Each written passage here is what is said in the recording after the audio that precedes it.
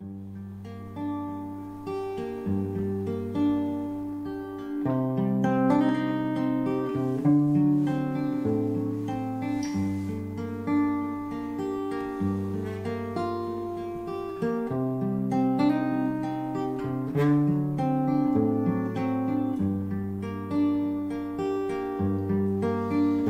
tutti napeni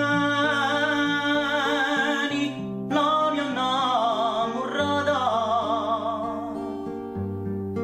Alors le départ de l'aventure, eh ben, il se fait avec ce produit, ce premier produit qui est en haut, Fior di Notte. On a eu la chance d'être accompagné par l'incubateur territorial technologique de Corse. Voilà, ils nous ont aidés hein, pour tout ce qui est études de faisabilité, business plan. Bon, ça avait déjà un corps. Voilà, ça c'est le début de l'aventure. C'est un apéritif à base de prunelle sauvage et baie de genièvre. Et on assemble le tout avec un vin rosé Domaine Vico Pontelecce. Donc c'est vraiment un produit centre-corse. Voilà. Alors, tout ce qui est partie cueillette de prunelle sauvage et baie de genièvre se passe dans la vallée du Nioul, exclusivement des fruits locaux. Ensuite, nous avons eu la chance d'avoir le statut distillateur en 2015.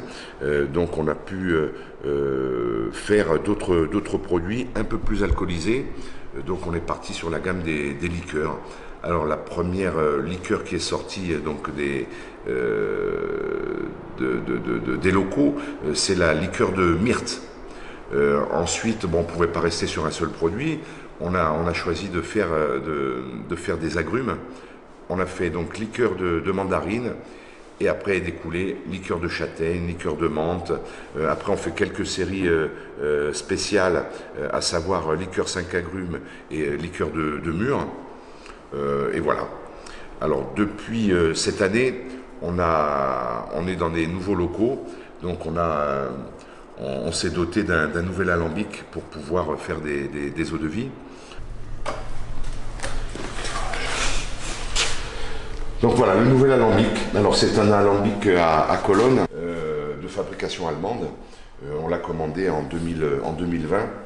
Il est arrivé en 2022 et on l'a mis en service cette année, depuis le mois de septembre. Donc c'est un alambic à colonne, un alambic un bain-marie. Donc ça évite que les matières solides s'attachent sur les parois. Donc on ferme ici et après on met en route. La cuve se chauffe, les vapeurs d'alcool commencent à se concentrer dans ce globe. Une fois que c'est bien concentré ici, ça passe dans ce tube ici, qui redescend là. Et après, la distillation commence. Donc c'est un alambic à plateau. Et les vapeurs d'alcool montent au fur et à mesure du degré d'alcool. Voilà, ça monte, ça monte, ça monte. Ensuite, en haut, vous avez ce qu'on appelle un déflegmateur.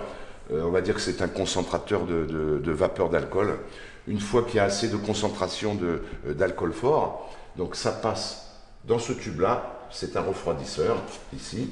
Et vous avez le liquide qui sort ici. Donc là, vous avez une éprouvette avec ce qu'on appelle un alcomètre qui va nous donner le degré d'alcool qui sort de l'alambic. Bon, en règle générale, on va être autour de entre 80 et 90 degrés. Voilà, l'éprouvette se remplit. Là, on a un seau qui se met ici. Donc voilà, ensuite, une fois qu'on a fini l'alambic, on les dispose dans des cuves en inox. Alors ça, c'est tout ce qui est partie eau de vie. Après, il y a la partie alcool moins fort, c'est-à-dire les liqueurs, où là, on utilise ces cuves-là. Donc en inox, on met les fruits et on met une solution alcool et eau pour faire macérer. Une fois que il faut à peu près, en règle générale, entre 45 jours et 60 jours de macération, ce qui nous permet de récupérer le maximum d'arômes sur les produits. Alors, on n'utilise que des produits locaux. Pour la myrte, bon, on est en montagne, donc ça ne pousse pas. On a un cueilleur spécialisé sur le Cap Corse. En ce qui concerne la châtaigne, exclusivement dans la vallée du Niol, on a un castanéiculteur, enfin deux castanéiculteurs qui nous produisent la châtaigne. Voilà. Et ensuite, vous avez la cuve de mandarine. Là, on est en train de recevoir donc les mandarines qui viennent de Kazinc. Donc voilà, on n'extrait que l'écorce. L'écorce va nous permettre d'avoir le zeste, va nous permettre d'avoir une liqueur très, très marquée en arôme. Voilà. Ensuite, une fois que toute cette macération est finie, on va passer sur des autres cuves sur l'assemblage final. On vide la cuve, on met de l'eau, du sucre, on envoie un test au labo pour savoir si on est bon par rapport à l'étiquetage. Donc cette année, avec le nouvel alambic, on a fait le choix de faire un essai d'eau-de-vie de poire.